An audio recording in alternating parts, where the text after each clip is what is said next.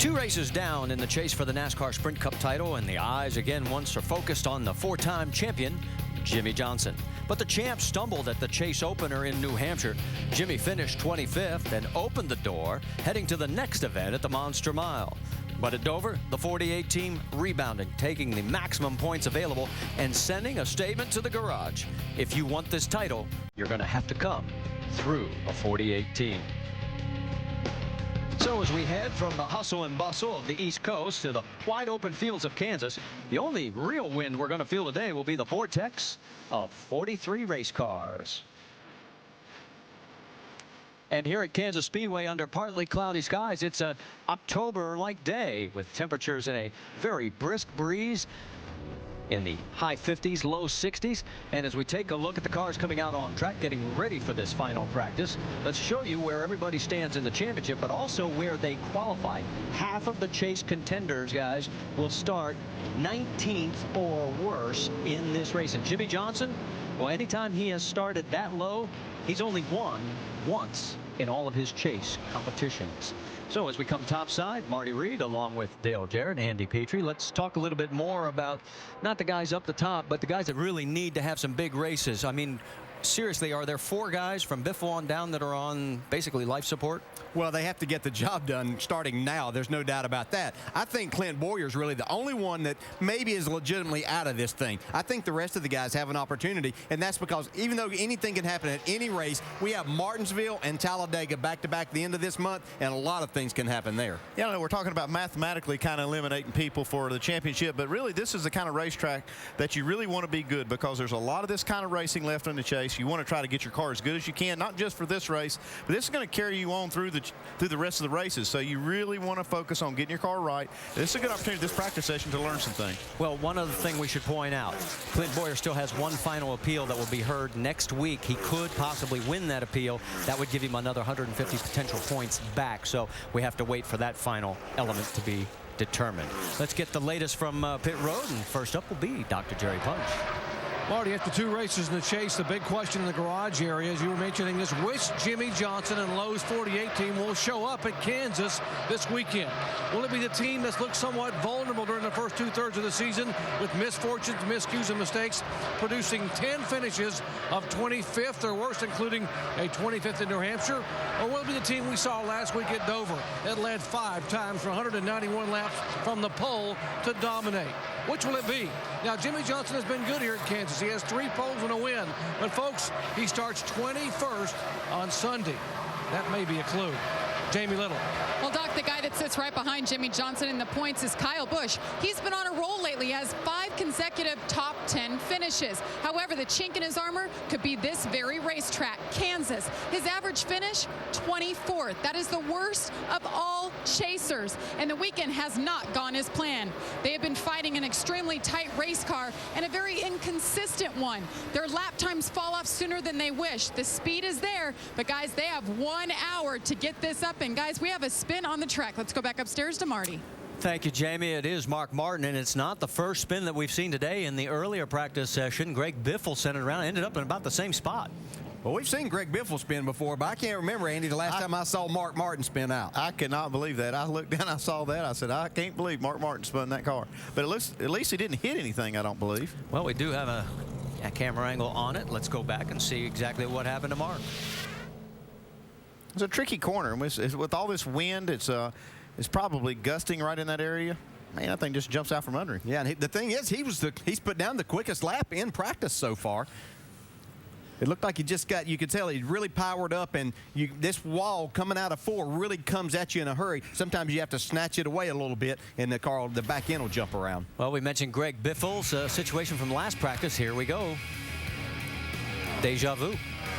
Yeah, what's amazing, neither one of them hit anything there. You got to be pretty good not to get into the wall at that point in time. Tore up the grass a little bit, no harm. Yeah, well, both of them made some work for the paint guys. They're going to have to work tonight to get those graphics all redone. There's Biffle's car back in the garage area. No harm on either car really to speak of. They're checking everything out. And while it gives us a chance to talk about what's coming up on the calendar, and of course NASCAR Now we'll be seeing tomorrow at 9 a.m. and then at 10 Eastern on ESPN2, and Monday at 5 Eastern also on ESPN2. And then our NASCAR Sprint Cup Series right here at Kansas tomorrow, 1 o'clock Eastern on ESPN. NASCAR Sprint Cup Happy Hour is brought to you by Nationwide Insurance. Enter this code at CodeSpotter.com for a chance to win a Roush Ford Mustang. Back here at the Kansas Speedway, where happy hour continues after Mark Martin's spin. The number 5 is back in the garage area right now. Crew checking out everything. So far, no reports of any serious problems. Let's get an update from Jamie Little. Well, guys, Mark Martin went out there and he put it at the top of the board with a great pace. And he had a little incident. He came on the radio after he pulled back into the garage. This is what he said. You're fast and stuff, so that's good.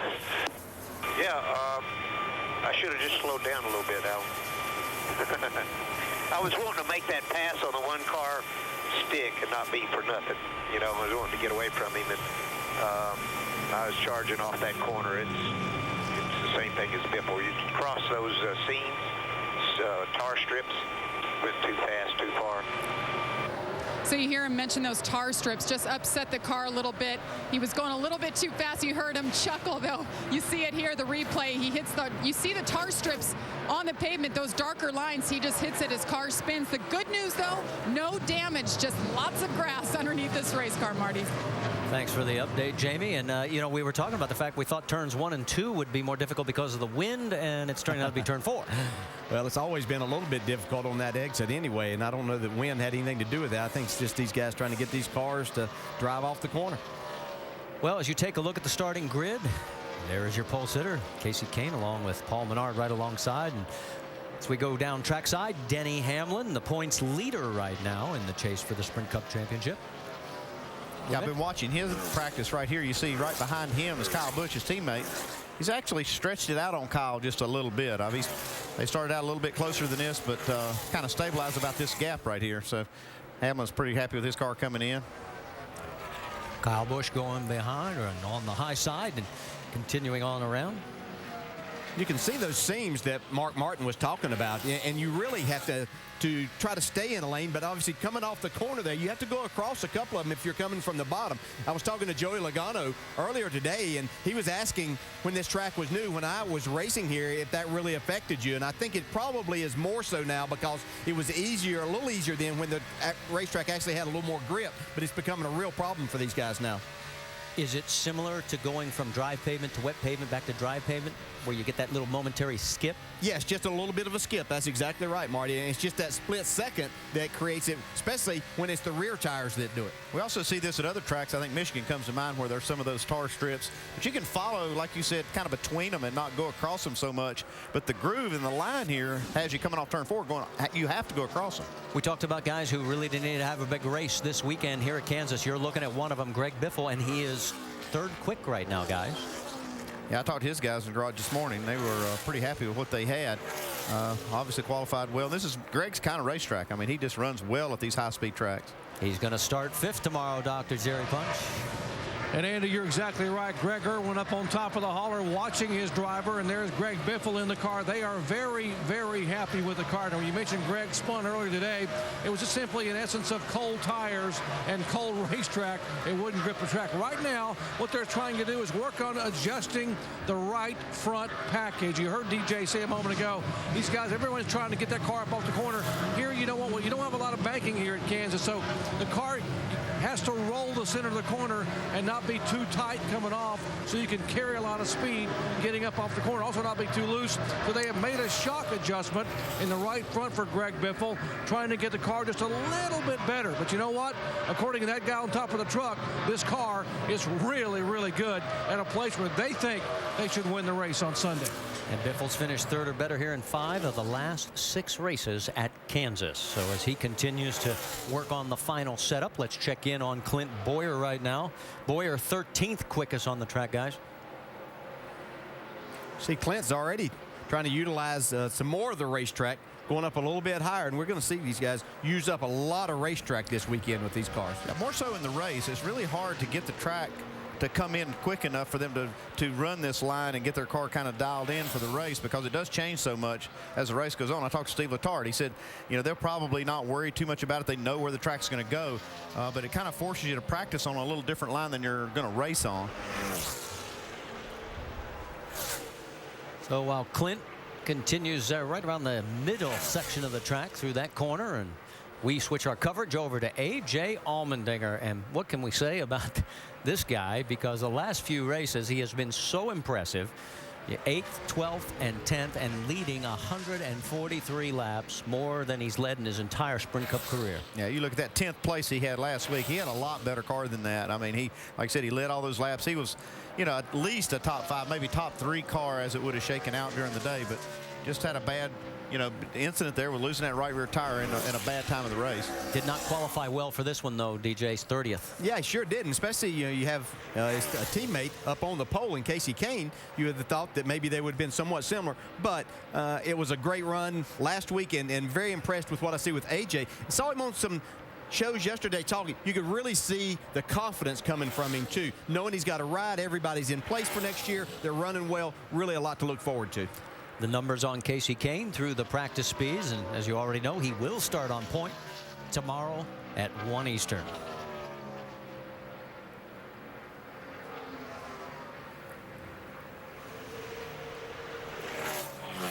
Checking in on Jeff Gordon, of course, the 24 car tomorrow is going to start in that number 3 position, and this has been a very good weekend so far for these guys.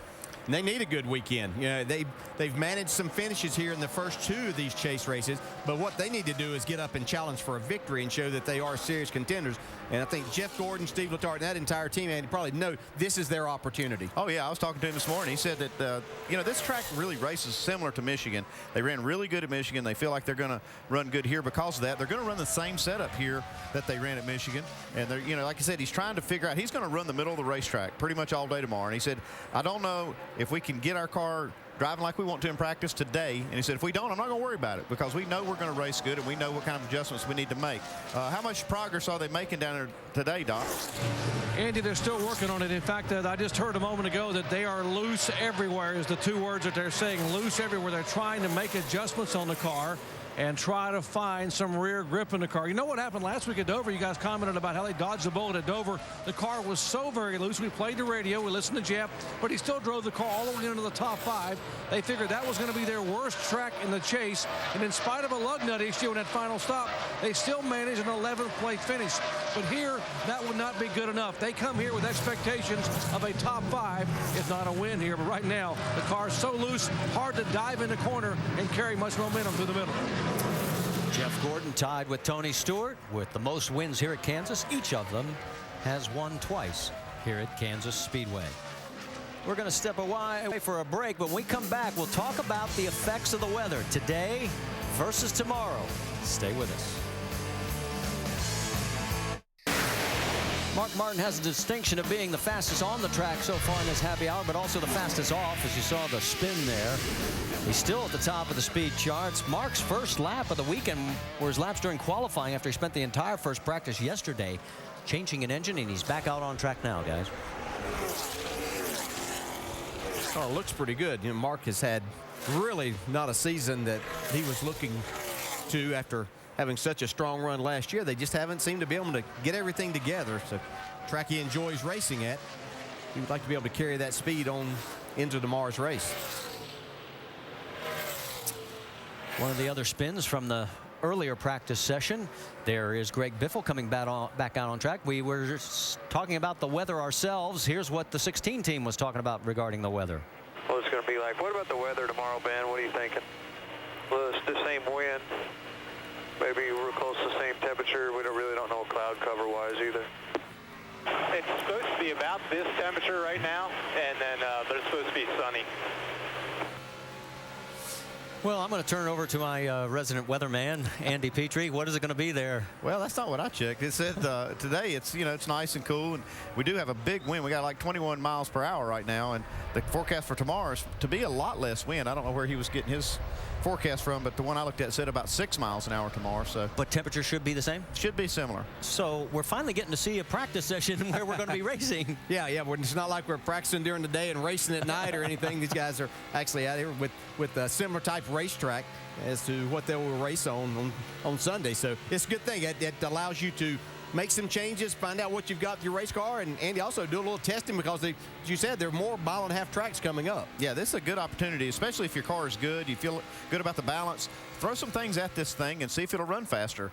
This is a good time to find out, and if you can find just one little thing right now, it could actually help you throughout these next few races. Well, let's see what Tim Brewer is going to throw at it in the Craftsman Tech Garage.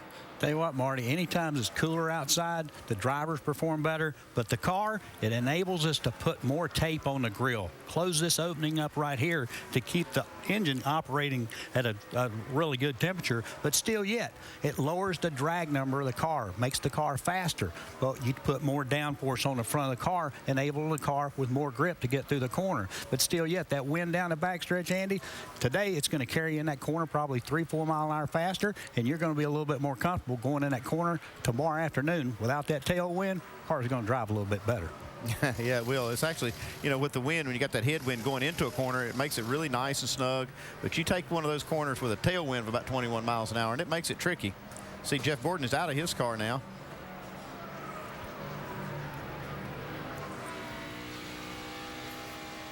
Let's go on board with Greg Biffle, take a look at his telemetry, and we'll get an idea of top speeds. Yeah, we're going down the backstretch right here, and he has a pretty good-sized headwind going up the back straightaway. So 189 we saw there. Yeah, let's see what we see down the front straightaway. A lot of throttle. See right there, carrying almost 8,000 RPMs off the corner. So he's already at that top speed at the start-finish line. You can see how that makes a huge difference in straightaway speeds. Close to 10 mile an hour difference. Yeah. High 190s down the front stretch. Yeah, normally what we've seen when it's here testing years past, you would see a 4 to 5 mile per hour difference front stretch to back stretch. Yeah, in no wind, that's what you'll see because the front straightaway is actually longer by just the virtue of the tri-oval, so you have a little more time to build speed than you do down the back straightaway. Well, let's switch our coverage, check in on Awesome Bill. As with Bill Elliott in the 21 right now. He qualified 11th yesterday. Great qualifying run. David Hyder and the crew doing a good job of getting Bill in that 11th spot. Eddie and Lynn Wood, they do a great job in this abbreviated schedule that they're running and working with Bill, but they bring fast race cars to the track almost every time. It's almost like a positive and a negative. You don't run all the races, so you're not like keeping up with what people are doing week to week. You're not at the track. But on the other side of the coin, you've got time at the shop that you can try new things, build new things, and kind of think out of the box a little bit.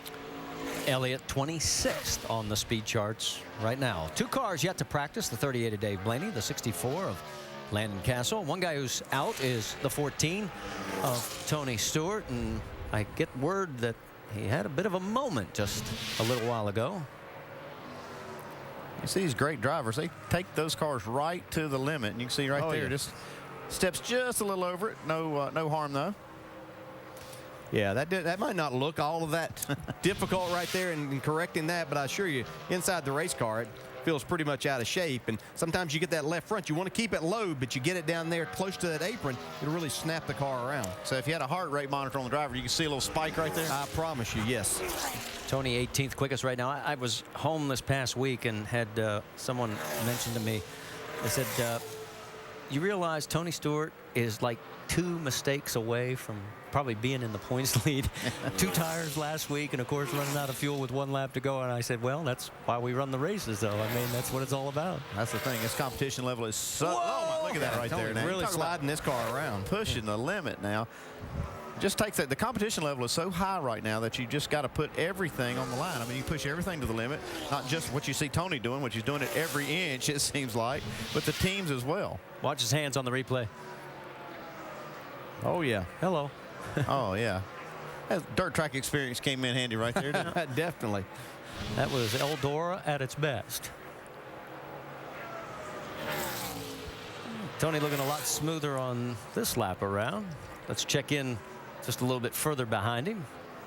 Catch up with another ride, the 88 of Dale Earnhardt Jr. There you see where Dale is practicing. Had a good second practice, 7th quick, 23rd right now. It's one of these tracks that that high groove kind of pays off in the race, and this is one guy that really likes to run up there and can make it work. If he can do that all day and the track comes in and he doesn't hit the wall, he should be good here. Well, go ahead, Dale. I think that you have to work on that somewhat in practice, but I never really like getting your car totally set up for up there, because part of the race you're going to have to be able to run around bottom to make some passes there. Jamie, what are they working on? Well, Dale Jr. came in the garage right before this stint, and they made some changes. He went back out and he said, Lance, it ain't happening, man. Nothing's going on here. Lance said, all right, run one more lap exactly like the last lap and tell me if anything has changed. So he's trying to hit his marks exactly, guys, and that's obviously on the upper groove. Well, and he qualified 20th for this race. Last year, he qualified 2nd, although he did finish 36th. They had the engine let go after 232 laps. So they're still searching for some answers in that 88 car. Mark Martin, as we pointed out, still at the top of the speed charts. Jimmy Johnson, Greg Biffle in the top 3 as well.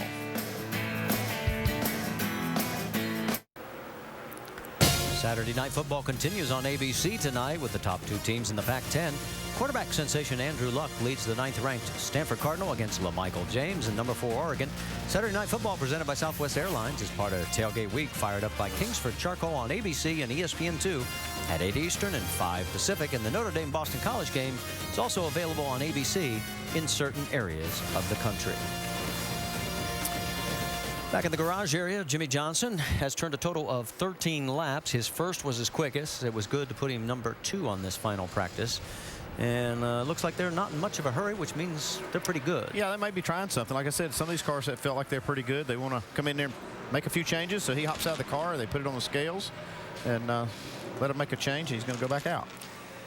You know, we always like to get the 5, 10, and sometimes even as many as 15 lap averages. Here are the 10 lap averages. And even though Kevin Harvick, again in the 29, did not qualify well back in 24th, look where he is. Yeah, qualifying and racing is a lot different, especially this new car. It just seems like it's almost like night and day. So just because you had a bad qualifying run doesn't mean that you're going to have a bad race. You just got to stay out of all the trouble. Yeah, that's the problem. Yeah. Yeah, if that does that, this is a wide enough racetrack that you can make passes and make up those spots. You have 400 miles to get it done. Well, and the other thing that we've seen in the first 2 races of the chase is it hasn't been so much getting messed up in anybody else's mistakes. These guys have been making plenty of mistakes on their own. They've been racing hard. Yeah, there's no doubt about that.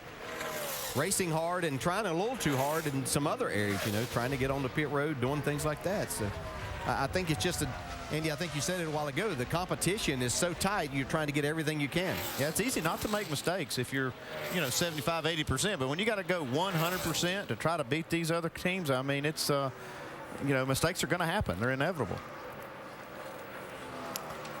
Teammate Jimmy Johnson, we saw him getting into the car. Now he is rolling back out onto the track.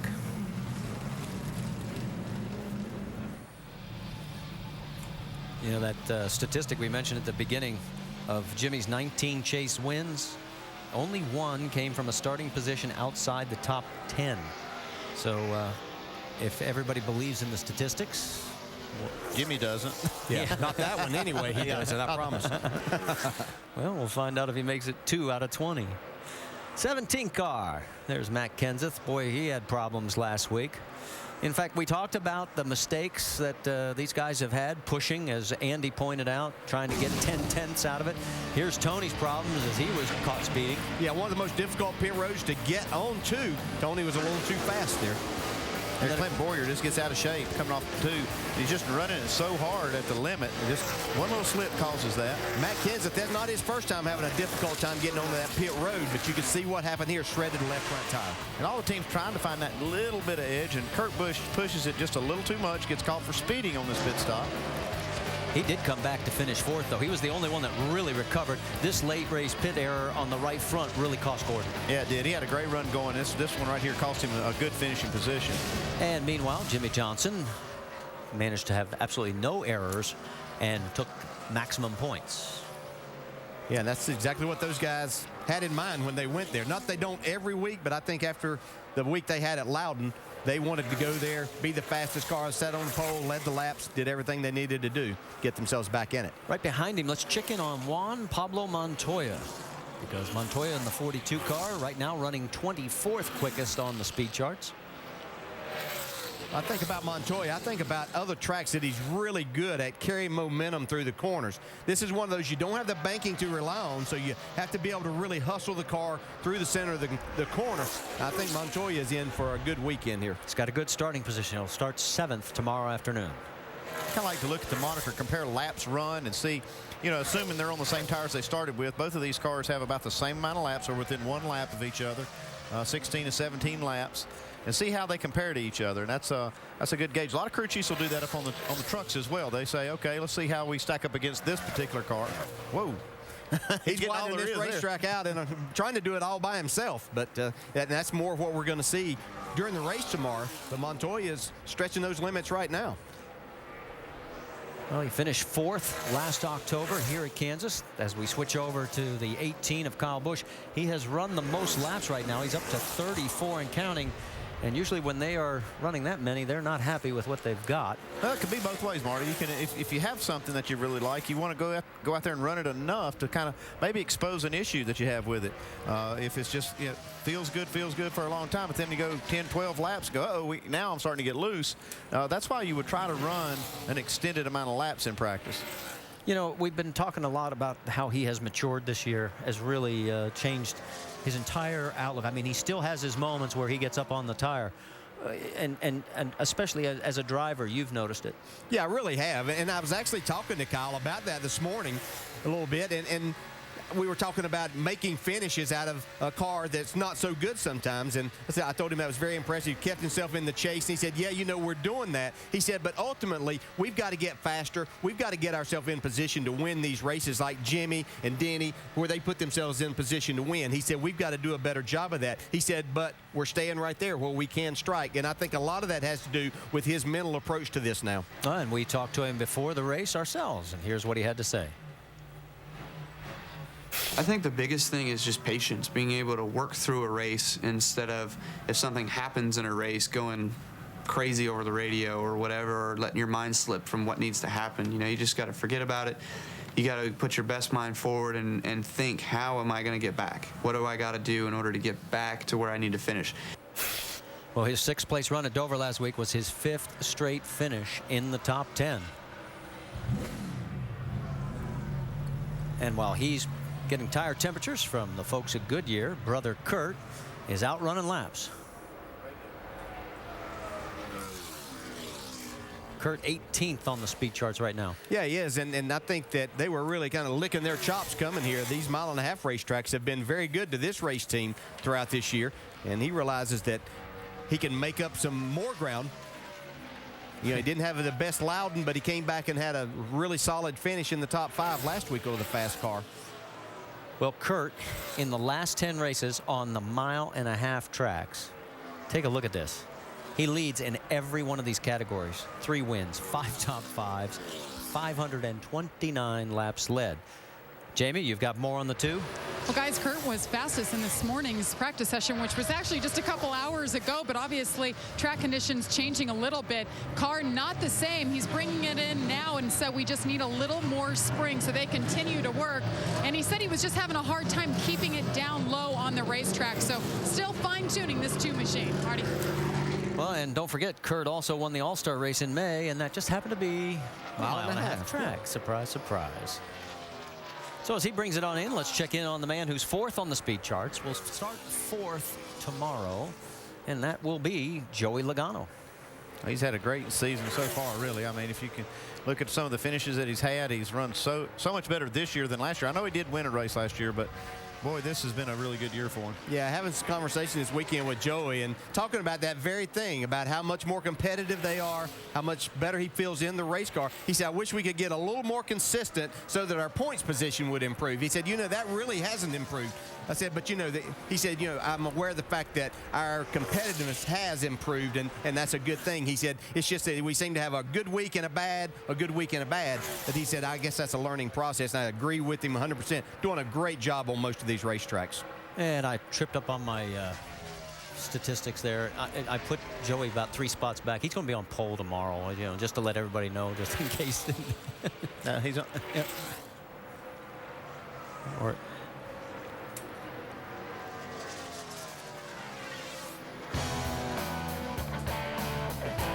Stay with us. We'll be back with more here at Kansas Speedway.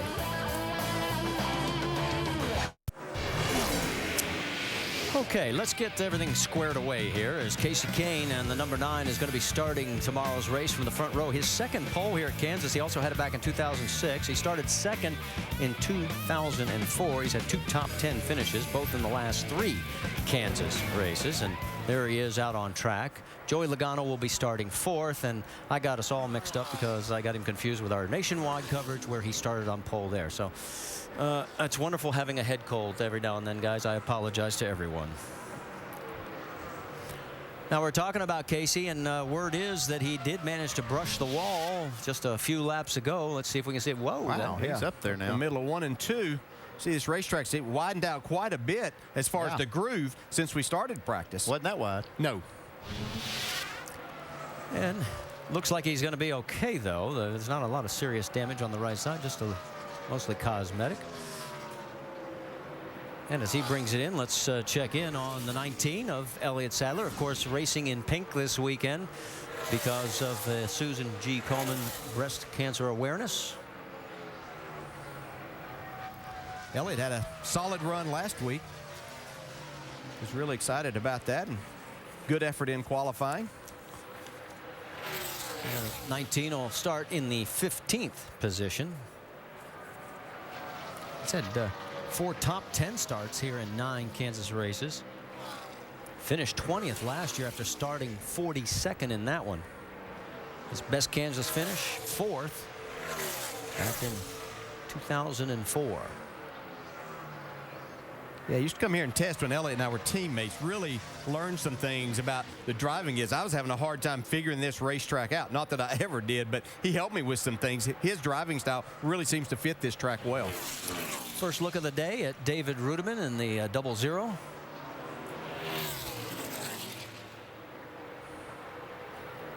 There you see Rudiman's numbers, and right now 7th in this final practice. And he will start 16th in tomorrow's race. A lot of people talk about this racetrack being very similar, or if it's close to another 1.5-mile track, even though they all are a little bit different. Talk about the Chicago racetrack, and man, there had that racetrack figured out. So you've got to believe that they're somewhere close with their setup. If nothing else, when you drive in the tunnel here, or you drive just around the track, they're built very similar. The structures, everything about it looks identical. So that's got to be a good thing for Rudiman to pull in here thinking about good things that happened to him in Chicago. Well, you guys bring up Chicago, and the tricky quick fingers of our tape room. Oh, check this out. Snapped it right up for you. He just had a fantastic race car, but had to race hard to get this victory. See, going by Jeff Gordon here, just had the car on the rail and did a really good job negotiating traffic, doing everything he needed to do. Just a solid win. And he comes across the start-finish line again and continues in that number 7 spot. Last lap at 32.06. His quickest was 31.68 seconds.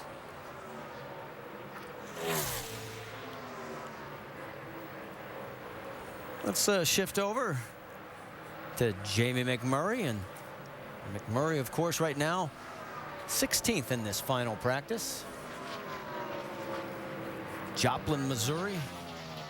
One of several drivers along with Clint Boyer, Carl Edwards. Missouri's home for these guys. The Wallace family. Yeah, they'd really like to do well here. The track that's closest to their home. Jamie's had just a fantastic season. Boy, nothing would cap it off better.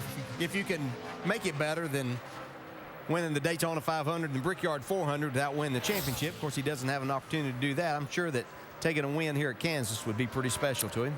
His best finish here at Kansas has been 7th in 7 starts. He's had 2 top 10s. Watching his lap times, looks like his car is pretty solid right now. Sometimes it's hard to gauge. You know, we're talking about laps on tires and who's put a set of tires on during practice. He's had, it looks like, this set of tires on for quite a few laps, so the team will evaluate how that holds up. They've got a way of tracking that. They go back and pull up these laps, and they draw graphs basically to see how the car holds up over time.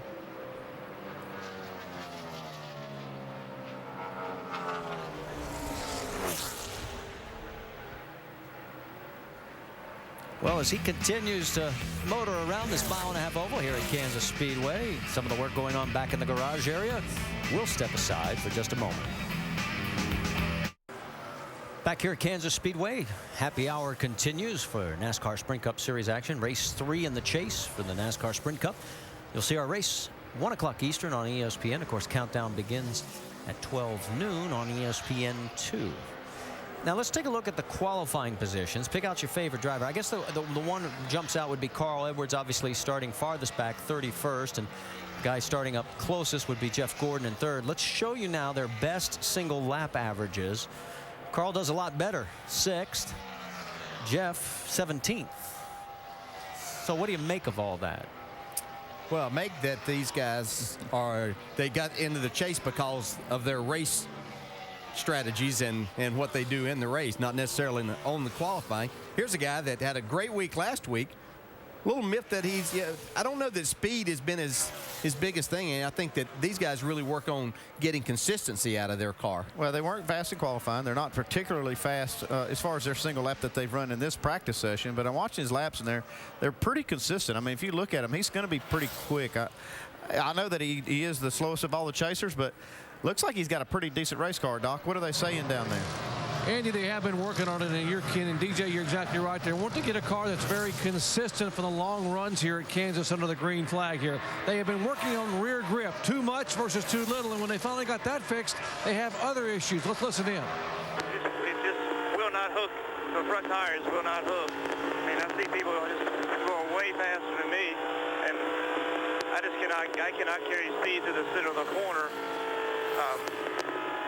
I'm having to really check my speed because the fronts doesn't work good enough. We're not having a rear grip issue at the moment. I just am really slow through the middle of the corner. So they had battled lack of rear grip. They made a change, got that fixed, and now they're losing the nose coming up off the corner here. It wouldn't hook the corner, so they can't get back in the throttle. They can't get the car to turn coming up off, but they're going to come back in and make another adjustment. They have taken the car now back to the garage area and trying to find that fine line to get the car to turn, carry speed in the middle, and be consistent. Let's go back and show you exactly what he's talking about. Yeah, you can see he's having to really work the wheel of this car. He's just losing the front end. That might look like the car's loose, but what's happening, that car's pushing towards the wall. Jeff's having to pull it off the wall right there, and that kicks the back end of the corner out. So he just can't get the front end of the car working like he wants. Yeah, I don't think it's as bad as he's making it sound. I mean, I've been watching him on the track around other good cars after they've run some laps, and his car is not that bad. I mean, I know they want to get it better all the time, and I even saw Jeff searching around the racetrack looking for a little better, maybe a better line. I think he found one that didn't work just right before he came in this time. Jeff Burton's almost a perfectionist sometimes when it comes to these cars. He works so hard at the race shop, at the racetrack, of getting these cars to drive as good as possible. And so if it's not there, then he's going to make it sound like they've got to take a pretty big swing at it sometimes. Haven't checked in on Denny Hamlin in a while. He is, of course, first place in the chase and by 35 points over Jimmy Johnson. Let's get more from Jamie Little.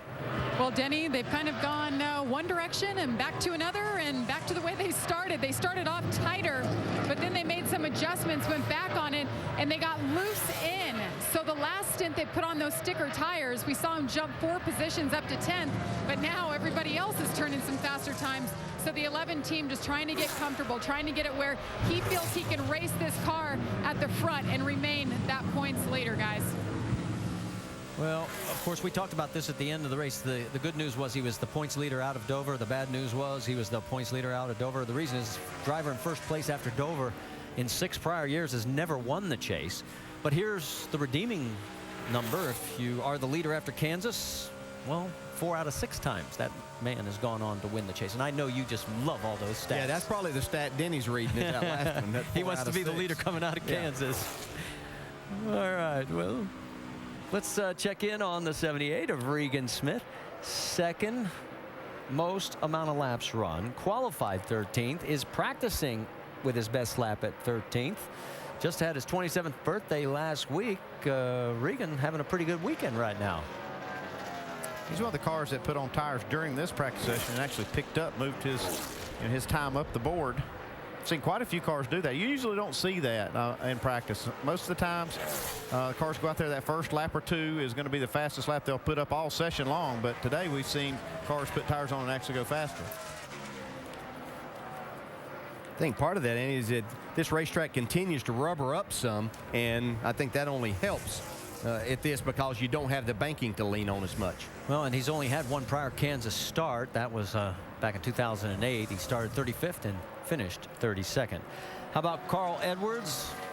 Carl out on the track right now. We mentioned the fact that he is 6th quickest in the final practice. Carl's got some interesting numbers. He scored more points in the last 10 races than anybody else, but he also has the worst average finish of the chase drivers this year on the 1.5 mile track. So if you look at those kind of statistics, which one is pick the one? Which one do you want to look at? Yeah. He's going off the last 10 races. He's going to be focusing on because he realized there just hasn't been that many. You know, the first part of the year, they struggled mightily, and then we had a lot of the 1.5 mile tracks at that point in time. They were really running bad and getting bad finishes, too. So he's going to look at what's been happening lately. Well, based on qualifying, then he's going to be looking at that the fact that he is the worst of the chase drivers on the 1.5 mile because he qualified 31st for tomorrow's race. So he's got a lot of work to do. Kyle looks like he may be out for a while. He's climbing out. Stay with us. While we've got a moment, let's talk about the calendar because NASCAR Now will be on tomorrow at 9 a.m. and again at 10 o'clock Eastern time on ESPN2, and then again on Monday at 5 Eastern on ESPN2. And of course, our NASCAR Sprint Cup Series action from right here at Kansas tomorrow, 1 o'clock Eastern on ESPN with countdown beginning at noon on ESPN2. Well, the last few minutes of happy hour are beginning to wind down. Jeff Gordon 5th, Joey Logano 4th, Greg Biffle 3rd, Jimmy Johnson still out on the track in 2nd, and Mark Martin's first lap has held up as the quickest of this final session as he is 31.57 seconds. Jeff Gordon went around Carl Edwards during the break like he was standing still. Now Carl sort of maintaining at least contact. Yeah, I think that had tires. Jeff ran his fastest lap on lap 34. He's been out there or been on the track for 40 laps in this session now. So as Andy was pointing out, that's unusual to see that happen. Most of the time we see those fast laps being put down right at the beginning of a practice session. These guys are working on the cars, making them better, I guess, Andy. Yeah, that's the thing. I mean, I don't think the conditions have gotten a lot better. I think they just make their cars better. Then they go out there and put another set of tires on and it shows up. Let me ask you a question. This is exactly when we're going to be racing tomorrow. Are you as a crew chief just saying, hey, I want to see what I get? Oh, absolutely. And yeah. could we have possibly seen somebody try a 2-tire deal just to see what they got there? It'd have to be in the garage to be able to see who's doing that. But yeah, Marty, that's a good idea, and I think you see teams doing that. And they would be smart to do it right now in practice because then they could kind of predict at least how their car's going to drive with 2 tires. Well, especially what we saw last week, what happened to Tony Stewart. He went with 2 and, I mean, dropped like a rock. Absolutely, yeah. Those are the things that you need to find out. Plus, you make a lot of changes on your car, and when you cycle these tires, you can get a false reading sometimes. So you have to put some new tires on there every once in a while just to make sure that you are going to be able to go, like on restarts and things with the air pressures down, that the car's not going to be out of control. One thing to lock away for tomorrow. Remember that Tony Stewart won this race last season after taking 2 tires on the final pit stop. This racetrack has, we have a lot of green flag racing, a lot of strategies that go into play. Crew chief earns his money in races like this. Oh, yeah, he does. I mean, the thing is just trying to determine, if you've got a good enough car to put 2 tires on, and then if you do, then, how much more is that clean air getting out front going to be? Whoa, baby. He's around. Yeah, Watch him. Boy, he's trying to drive this thing. Haven't hit anything yet. Well, that's 3. Wow. And 3 great drivers. Didn't touch anything. And if you look at Greg Biffle, Mark Martin, now Jimmy Johnson. We're done there. Yeah, I don't blame you, Chad. Chad says that's enough for the day. She's a little loose. Yeah, it seemed a little loose. Oh, it's easy to be humorous when you haven't wrecked the car. Yeah, right. That's the thing. He did a great job here. You can see he gets up a little too high, up into that gray, which doesn't have any road. You can see it get away from him. This would have been easy right there to just stood on the brakes and probably backed it into the wall. But Jimmy did a great job of staying in the throttle, getting himself down here where kind of out of harm's way. That was the quickest way to the garage right there. Well, and of course, we're grateful Jimmy didn't wipe out the ESPN logo on the grass. Yeah, that groove's not quite ready for that. I mean, you'll see that tomorrow. Groove will come in nice and they can run up high like that, but it's a little bit dirty up there now. Kurt Busch had plenty of clearance. Let's go on board with Jimmy. Watch the hands. Oh, this ought to be good. Well, listen, standing in the throttle. I don't think he got up to the red Haven't yet. hit anything yet. Got quiet when he got in the grass. Didn't touch anything. Oh, well, I'll tell you what, that's brought about everybody in because they're out checking the track and Jimmy's out of the car. And like we said, it's always easy to laugh about it. Look at the smile on his face when you haven't wrecked the car. He's working hard out there. He's sweating a little bit. Okay, based on what you've seen, who do you like for tomorrow's race, guys?